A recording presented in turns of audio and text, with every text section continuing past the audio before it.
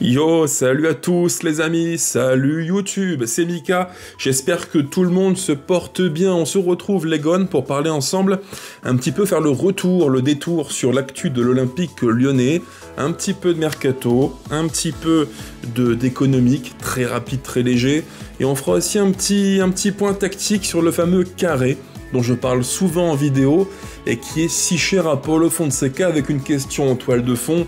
Est-ce que Facundo Buonanotte, l'Argentin, est le profil parfait pour ce fameux carré, pour l'animer dans le 4-2-3-1 de Paulo Fonseca? Avant de commencer les gones, comme toujours, si vous aimez le contenu, pensez au petit pouce qui fait extrêmement plaisir. Pensez aussi à commenter, à me dire vos différents points de vue sur les sujets évoqués en vidéo. Et enfin, si vraiment, mais alors vraiment, vous aimez beaucoup le 11 lyonnais, pensez aussi à vous abonner, activer la cloche et booster le contenu. Depuis plus d'un mois, écoutez bien, chaque vidéo qui sort est dans le top 15, des vidéos les plus boostées en France.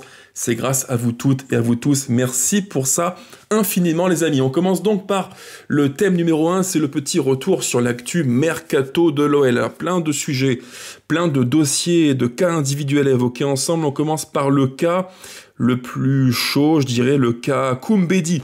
Saël Koumbedi qui, selon l'équipe et Hugo Guillemé, devrait partir côté Wolfsburg en Bundesliga pour un montant au total qui devrait avoisiner les 7-8 millions d'euros. Alors la formule est la suivante, on est sur un prêt payant de 1 million d'euros qui serait assorti, selon Hugo Guillemé, d'une option d'achat obligatoire de 6 millions d'euros pour le jeune Saël Koumbedi qui a 20 ans, on le rappelle, hein, c'est important de le préciser.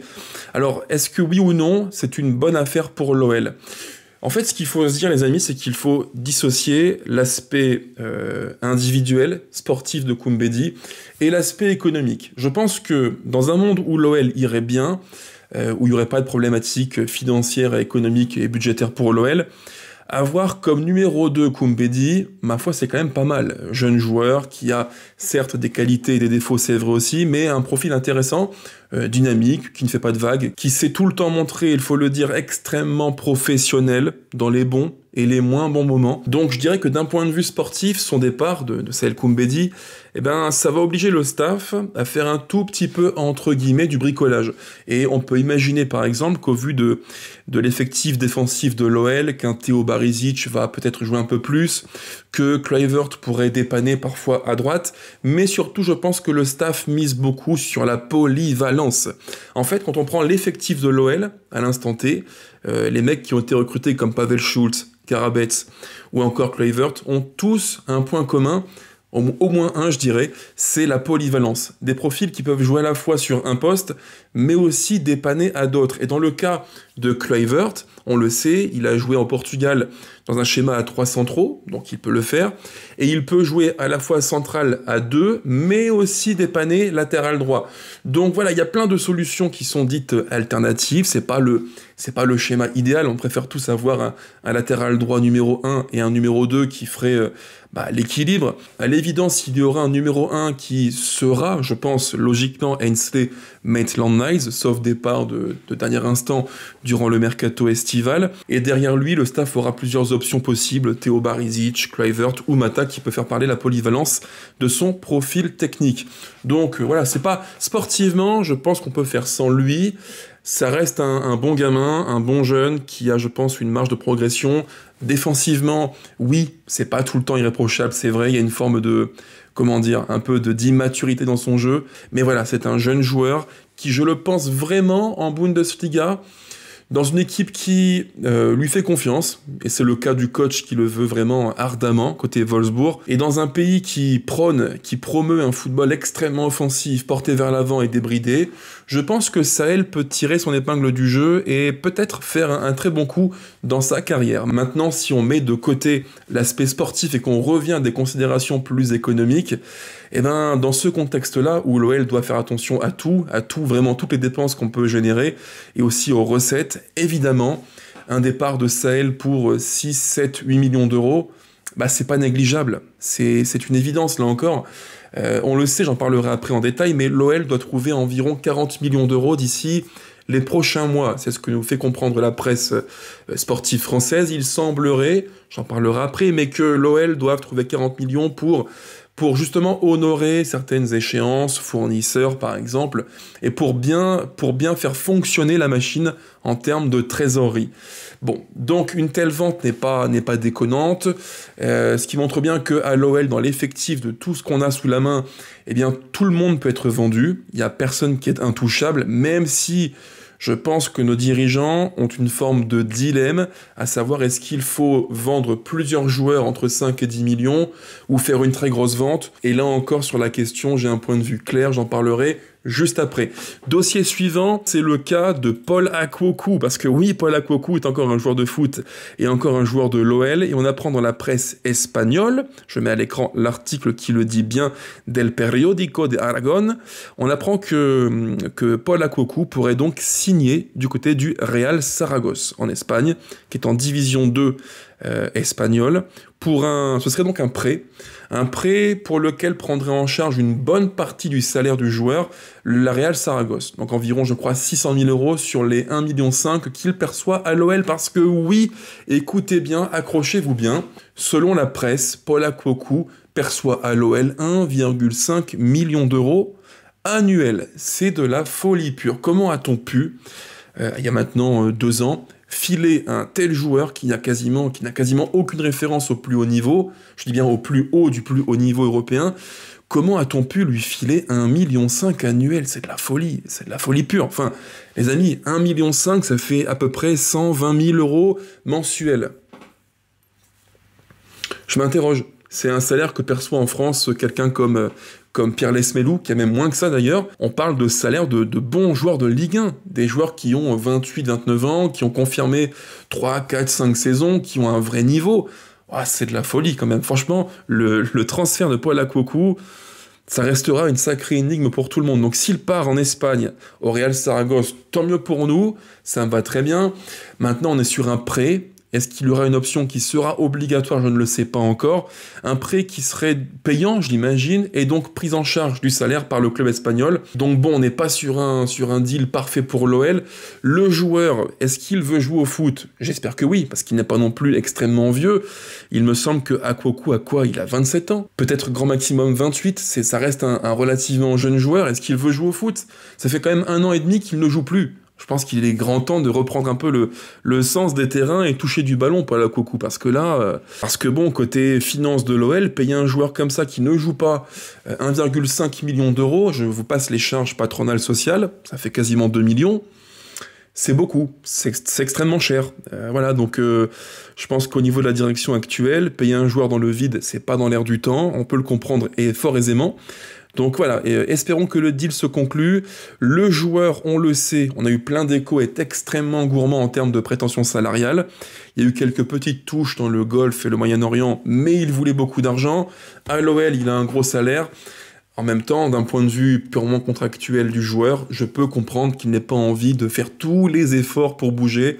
Il a un bon contrat. Il vit à Lyon, il vit en France, et quoi qu'on en dise, nous, Français, qui sommes parfois un petit peu, très critiques sur ce que l'on est, on a un beau pays. Lyon est une ville qui est juste magnifique, culturelle, gastronomique, bref, à tous les niveaux. Donc bon, je peux comprendre que le gars se dise, je suis à Lyon, bon club, beau stade, belle ambiance, bien payé, belle ville, je mange bien, je vis bien. Compliqué de bouger. On enchaîne les amis, si vous le voulez bien, avec le dernier gros dossier. C'est une très très bonne nouvelle. C'est la prolongation du petit Calis Mera. Super, voilà, ça c'est une belle news qui fait vraiment plaisir. Calis Mera, c'est le foot, c'est le football.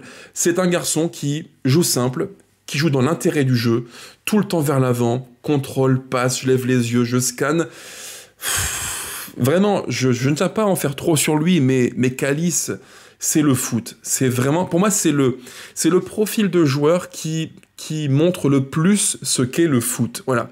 Joue simple, pas de fioriture, efficacité. Dans un foot qui parfois est un peu trop robotisé, standardisé, lui il a un profil atypique, il est pas, voilà, c'est pas un Golgoth, on n'est pas sur un profil d'un 90 kilos, pas du tout, il est très très léger, très fin. Mais alors techniquement, dans la compréhension du jeu, le QI foot, ça vole très haut. Et je le dis, je prends un pari avec vous les amis, c'est un petit peu mon pronostic sur 6 mois devant nous. Je prends le pari que Calis Mera sera d'ici 2, 3, 4 mois, un joueur titulaire et essentiel de l'OL. J'en suis intimement convaincu. Le fait qu'il joue comme titulaire à l'OL, ce n'est pas une question de profil, de talent, d'horizon, c'est juste une question de temps. J'en suis intimement convaincu, c'est une question de temps, je dirais de mois, avant qu'il ne soit l'un des éléments forts sur lequel va s'appuyer le coach Fonseca, parce qu'il a un profil qui est tellement intéressant, vraiment intéressant, et son entrée contre Metz en Ligue 1, waouh, ça montre bien tout ce qu'il peut faire, tout ce qu'il peut encore évidemment améliorer, mais c'est un gamin qui a tellement de QI foot, vraiment. Bref, fin de la parenthèse Calismera, je reviens à des choses plus terre-à-terre et un peu moins positives. Alors en l'occurrence, c'est le deuxième thème de la vidéo, et donc les fameux 40 millions d'euros que toute la presse évoque. Il semblerait, c'est ce que dit l'équipe, ce que dit aussi RMC, il semblerait que l'OL doive trouver d'ici les prochains mois 40 millions, c'est ce qu'exigeraient les banquiers de l'OL, pour faire très schématique, je reprends uniquement les propos de la presse française, c'est ce que les banquiers demanderaient à l'OL pour assurer son train de vie, pour faire très très schématique. En fait, ce que veut nous dire la presse française, c'est que l'OL a, comme tous les clubs et comme toute structure privée, des dépenses qu'il faut honorer, des charges qu'il faut honorer également. Et donc, le modèle OL, on le sait, est un modèle qui est extrêmement déficitaire, avec des montants... Voilà, donc je vous passe le niveau, ça flirte avec les 150 millions d'euros de pertes en 24-25, c'est juste colossal. Et pour ça, il faut retrouver l'équilibre. Et donc les 40 millions sont un montant que l'OL doit trouver dans les cessions de joueurs pour assurer une viabilité du modèle olympique lyonnais sur une saison. En fait, pour faire très simple, il faut de l'argent en vendant des joueurs pour pouvoir payer les différentes charges et le coût de fonctionnement du club. Ni plus ni moins. Ça, c'est la version que nous livre la presse française. Mais me concernant, cette lecture-là, je la prends avec davantage de pincettes et de mesures, de recul. Parce qu'on le rappelle, c'est un point qui est très important, central, l'OL a été sanctionné par l'UEFA et l'ICFC. L'ICFC, c'est quoi? C'est l'instance de contrôle des clubs européens, donc de l'UEFA, qui participent aux compétitions européennes, dont l'Olympique lyonnais. Et à l'époque, on était courant, je crois, fin juin 2025, il y a maintenant 2 mois, plus de 2 mois, l'ICFC et l'UEFA et l'OL ont conclu un accord dans lequel l'OL doit respecter ce qu'on appelle un plan de surveillance. Je rappelle dans les grandes lignes, alors je l'ai plus en tête, mais je rappelle dans les grandes lignes en quoi il consiste. Sur les 4 années qui vont se profiler devant nous, l'OL doit se diriger vers un modèle qui n'est plus déficitaire. Pour être très précis, il me semble que pour la saison qui vient, le déficit autorisé est de 5 millions d'euros, mais à l'échéance, à l'horizon 27-28, il faudra atteindre un déficit égal à 0 million d'euros. Et auquel cas, si l'OL ne respecte pas ce plan de surveillance conclu avec l'UEFA et l'ICFC, qu'est-ce qui se passera? Eh bien, on se mangera une nouvelle amende de 12,5 millions d'euros. Et pour chaque année où l'OL ne respecterait pas ce plan de surveillance, eh bien, il y aurait plutôt une amende de 12,5 millions d'euros. Calcul très simple, comptez les amis comme moi, 4 années de surveillance, objectif déficit 0, et pour chaque année, pour chacune des 4 années du plan de surveillance, si l'OL fait défaut, on aura une amende de 12,5 millions d'euros x 4. Une année, 2, 3 et 4 pour chaque année où l'on n'aurait pas respecté ce plan. Ce qui fait qu'au total, l'OL, s'il était un mauvais élève au niveau financier auprès de l'UEFA et de l'ICFC, pourrait récolter une amende stratosphérique de 50 millions d'euros. Donc de mon côté, d'un point de vue pragmatique, je me dis que les fameux 40 millions que l'équipe et RMC évoquent, c'est quoi? C'est juste en fait le besoin qu'a l'OL de trouver des fonds pour équilibrer son modèle et aboutir, si possible, à un déficit à la fin de l'année 25-26 égal à 0 à plus ou moins 5 millions près. C'est ça en fait. Donc l'OL doit vendre. Et l'OL est face à un dilemme qui a donc deux possibilités, 2 chemins différents. Option 1, soit on part sur une vente d'un gros joueur, et là il n'y a pas 10 000 solutions, pas 10 000 candidats, vous les connaissez comme moi les amis, c'est soit Mikotadze, soit Fofana. On sait que le second, le Belge, était évalué à peu près par l'OL à environ 40 millions d'euros. alors que le premier, Mikotadze, lui, est évalué à peu près 30-35 millions. Et si je me fie aux échos qui, comme par hasard, font un petit peu leur émergence depuis quelques heures, quelques jours, il semblerait que Mikotadze suscite quelques intérêts côté Liga et côté Villarreal. Voilà, pour un montant qui n'a pas filtré, mais c'est plus ou moins ce qu'il se dit. Ça, c'est l'option numéro 1 pour l'OL, vendre un gros joueur, donc 40 millions d'euros, qui pourrait renflouer les comptes et venir un petit peu équilibrer tout ça. L'option numéro 2, elle est un petit peu différente. Plutôt que de vendre un joueur à 35-40 millions d'euros, on peut imaginer, et c'est peut-être le chemin que prennent nos dirigeants, que l'OL vendra peut-être 4-5 profils pour entre 5 et 10 millions chacun. Koumbedi, Molébé, et je n'exclus pas peut-être un départ comme Tessman d'ici les prochains jours, s'il y a un club qui se manifeste. Vous voyez, je pense qu'on est là-dessus. On a en fait deux choix. Soit faire une vente qui, à elle seule, va combler le trou qui manque de 40 millions d'euros pour satisfaire le modèle à ce point déficitaire de l'OL, ou alors vendre plusieurs profils, plusieurs joueurs, à des montants qui sont moins importants, mais dans l'ensemble, si on cumule tous ces joueurs, Koumbedi pour environ 7 millions, Molébé entre 5 et 10, Diawara, est-ce qu'il partira? Je pense que oui, on peut imaginer un montant entre 5 et 8 millions d'euros. À eux trois, Molébé, Koumbedi, Diawara, on est à 20 millions. Si on vient y greffer une vente comme Tessman à 10, on est à 30, et pourquoi pas, imaginons Maitland Niles à 10 ou 12, on y est, vous voyez? C'est pas impossible. Je pense que on se dirige vers ça. Vous me le direz en commentaire, les amis. Est-ce que pour vous, l'option 2 est préférable à la 1? Moi, je pense que oui, et je pense que vous aussi. Mais surtout, est-ce qu'elle vous paraît réalisable? À vous de me le dire en commentaire. Bon, et pour finir, les amis, petit thème un peu plus tactique avec une news que je n'ai pas évoquée juste avant, volontairement. Le fait que, selon l'équipe et Hugo Guillemets, un certain Facundo Buonanotte, monsieur Bonne Nuit en français, traduction littérale, le milieu de terrain offensif argentin gaucher de Brighton, serait enclin, voudrait rejoindre l'Olympique lyonnais. C'est une excellente nouvelle. Alors, question en toile de fond. On n'y est pas encore, ce n'est pas encore fait évidemment. Il y a plein d'étapes avant de conclure le deal. On sait aussi que le joueur attise beaucoup de convoitises, ça paraît normal. C'est un très bon technicien qui a un profil vraiment intéressant, gaucher, fort sous pression, qui peut jouer demi-espace droit et par la passe faire de vraies différences. Profil vraiment intéressant. Mais question que je vous pose, les amis, qu'on va tenter de résoudre ensemble. Est-ce que Facundo Buonanotte est le profil parfait pour animer le fameux carré dont je parle si souvent en vidéo de Paulo Fonseca?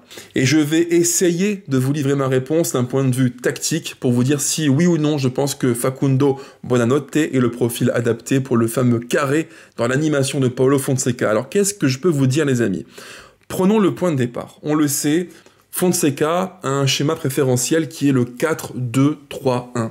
Mais le 4-2-3-1, comme maintenant quasiment pour tous les coachs de haut niveau dans le foot, le 4-2-3-1, comme tous les schémas, il est avant tout théorique. Parce que trop souvent, on dit oui, 4-2-3-1, 4-3-3, moi je suis plus 4-4-2, 3-5-2. Non, on s'en fout, c'est pas le vrai sujet. Selon ce que l'on fait avec ballon, sans ballon, en bloc bas, médian, bloc haut, phase de possession ou phase de récupération, tout ça, ça fait évoluer le schéma tactique. Et quand on est en bloc bas, ça c'est un point qui est extrêmement important. Quand l'OL est un peu plus bas, c'est justement là où il faut être fort sous pression, et je pense que vous allez tous comprendre où je veux en venir. Un profil comme Buonanotte, évidemment, il est intéressant. Je vous affiche un visuel qui tente d'expliquer comment s'anime le 4-2-3-1 de Fonseca en bloc bas, en tout cas sur les matchs qu'on a vus depuis maintenant, je dirais un mois, les matchs amicaux de pré-saison, le match à Lens, le match contre Metz, on a vu ça. En fait, quand l'OL est en bloc bas, phase de possession, quand Descamps a entre les pieds le ballon, c'est plus ou moins ça que l'on voit. On n'est pas sur un 4-2-3-1, mais sur une forme de 2-4-2-2, pour faire un petit peu schématique, avec Niakate, Descamps, Mata, qui est le triangle des premiers relanceurs. Et sur du jeu court, ils vont trouver quelqu'un, Tagliafico, Morton, Tessman, Maitland Niles, peu importe, mais sur un relais assez court. Et dans le cœur du jeu, il y a ce fameux carré, dont je parle si souvent en vidéo, et qui est l'une des marques de fabrique de Fonseca. Il aime beaucoup ce carré qui va créer du surnombre, du rapport en 4 contre 3 dans le cœur du jeu. C'est l'un de ses grands axes de travail tactique. Avec Morton, Tessman, Tolisso, qui sont les 3 parmi les 4 qui vont animer ce carré du milieu de terrain. Donc il en manque un. Durant les matchs amicaux, la mission a été confiée à Maitland Niles, qui l'a fait avec plus ou moins de réussite. Ça n'a pas été franchement convaincant, il faut le dire. Et durant les matchs contre Lens, c'est aussi lui qui l'a assuré, ce rôle-là. Et contre Metz, c'est Pavel Schulz qui a occupé ce rôle théorique de milieu excentré à droite, qui, avec ballon, devient un 4e milieu de terrain axial. Et dans le plan de jeu de Fonseca, ce carré, il est extrêmement important, notamment en phase de possession en bloc bas. Parce qu'il faut, dans le cœur du jeu, être extrêmement disponible, créer du surnombre, créer des lignes de passe supplémentaires, mais surtout, ce carré doit servir à créer dans l'axe beaucoup de densité et en fait à aspirer l'équipe adverse pour tout de suite trouver à gauche Tagliafico, Abner, à droite Maitland Niles, créer un décalage. C'est un petit peu l'animation en bloc bas de l'OL sous Fonseca et on a aussi devant une autre option avec la prise de l'espace par Fofana et Mikotadze. Alors tout ce détour tactique pour vous dire que dans le cœur du jeu, il nous faut un profil qui peut être fort sous pression et surtout fort dos au jeu. Parce que c'est l'une des limites de l'OL. On l'a vu durant les matchs notamment à Lens, à Bollaert, ça m'a un petit peu interpellé. En fait, quand l'OL était agressé en bloc très bas par les Lensois, quand on subissait la pression, le pressing du RC Lens, on a eu beaucoup de mal parfois à sortir sous pression, à trouver quelqu'un qui pouvait être plus fort dos au jeu dans les petits espaces sous pression. Il nous manque en fait ce créatif qui peut être fort pour garder le ballon dans le cœur du jeu, temporiser et sur une bonne passe, faire remonter le bloc. On ne l'a pas trouvé à Lens, et je pense qu'il nous faut un profil comme ça. Alors évidemment, ce n'est pas tout. Quand l'OL parvient à casser sur une ligne de passe le bloc adverse, il faut monter le bloc, on passe d'un bloc bas à un bloc médian, voire un bloc haut, et que se passe-t-il quand l'OL joue en bloc plus haut ? Je vous mets à l'écran un second visuel qui montre bien qu'il y a une évolution dans l'animation, et que le carré, que j'avais expliqué juste avant, tente un petit peu à se déformer. Et sur ce second visuel, il faut s'imaginer que l'OL joue plus haut et s'installe techniquement dans le camp d'en face. Qu'est-ce qu'il se passe ? Eh bien, on n'est plus sur une animation avec une forme de losange dans le cœur du jeu. C'est un petit peu différent. On est sur une forme de 3-4-2-1, un petit peu déformée, avec une ligne de 3 qui est Tagliafico, Niakate plus Mata. Dans le cœur du jeu, on retrouve le carré Tolisso, Morton, Tessman, plus un 4e élément qui serait peut-être Buonanotte. Et ce carré, eh bien, il a un petit peu tendance à se déformer. Pourquoi ? Parce que quand on est en bloc plus haut, on voit souvent Tolisso, qui est ici le sommet en haut à droite du carré, qui peut alors soit se projeter, jouer interligne, soutenir Mikotadze, ou alors, option numéro 2, et il le fait là encore très bien Tolisso, sur quelques séquences, on le voit se décaler légèrement côté gauche, dans le demi-espace gauche, et c'est pour ça qu'il nous faut dans le carré, quelqu'un qui dans le côté, le demi-espace droit, peut faire aussi bien que Tolisso dans l'interligne, pour être techniquement le plus juste et créer de vraies différences. Me concernant, l'animation en carré, je l'aime beaucoup, parce qu'elle te crée du surnombre, elle t'offre beaucoup de solutions de circuits de passe pour être le plus fluide possible collectivement, mais dans ce carré de l'OL avec Tolisso, Morton, Tessman, je pense qu'il manque un profil plus créatif, plus fort dans l'ultime tiers du terrain, le tiers du camp adverse. Il faut un profil qui coche 2-3 cases, qui sont pour moi assez évidentes, fort sous pression. Quelqu'un qui en fait, quand le temps et l'espace se réduisent, peut par la passe, par le geste juste, faire une vraie différence. Et lui, Buonanotte, il a ce profil-là. C'est un gaucher qui est très soyeux, techniquement très propre, très bon passeur, jeu long, jeu court, il a la vista, il est inspiré, il est créatif. Donc il a un profil qui techniquement colle bien avec ce que je vous dis là.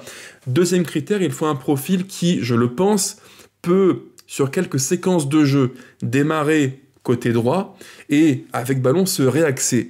Et lui, c'est typiquement ce qu'il a fait notamment à Brighton ou en prêt à Leicester. Il le fait très bien. Donc là encore un critère qui matche bien avec ce que demande Fonseca. Et enfin, troisième critère, qui peut paraître parfois un petit peu anodin, secondaire, mais qui ne l'est pas du tout. Je pense que dans ce carré de l'OL Tolisso, Morton, Tessman, le quatrième homme doit être gaucher. Pourquoi je vous dis ça? Parce que, on le sait, les gauchers, dans leur mécanique physique et gestuelle, ils aiment bien repiquer dans l'axe. Et dans le carré de Fonseca, il te faut un profil qui puisse apporter une variété de jeux dans le cœur du jeu. On a beaucoup de profils qui sont droitiers, Tolisso, Morton, Tessman, et si on parvient à intégrer à ce carré un gaucher, je pense qu'on aura des lignes de passe bien plus imprévisibles. Et là, il y en a une qui me vient à l'esprit. Dans ce type de course qu'aime tant Maitland-Niles, très verticale, pour créer du surnombre débordé, centré et trouvé en retrait Mikotadze, je pense qu'il lui faut un gaucher, demi-espace droit dans le carré de Fonseca qui peut le servir. En fait, un gaucher demi-espace droit trouvera une ligne de passe bien plus facilement vers Maitland-Niles que ne le fera un droitier. Ce que je tente de vous expliquer là, les amis, c'est exactement la fonction qu'avait Cherki l'an passé à l'OL. Sans ballon, défensivement, il était comme milieu droit du 4-2-3-1 de Fonseca, mais avec ballon, il formait le quatrième sommet du carré dans le cœur du jeu. Alors malheureusement, je ne connais pas les différents critères de la cellule sportive de l'OL, mais j'en suis intimement convaincu, c'est un profil comme ça qu'il recherche. Gaucher, fort sous pression, qui peut jouer à la fois demi-espace droit avec ballon, être un créateur du jeu, et en même temps, sans ballon, être discipliné, défendre sur le côté droit, venir aider Maitland-Niles, c'est un profil comme ça qu'il recherche. C'est en tout cas dans ma grille de lecture le profil qui serait le plus à même de bonifier l'animation avec ce fameux carré de Paulo Fonseca. En espérant que le contenu a été le plus clair pour vous, le plus pédagogique pour voir un peu mieux ce que j'imagine dans l'animation tactique et technique de l'OL sous Fonseca. Et sur ce, ciao ciao, et allez l'OL plus que jamais. Salut!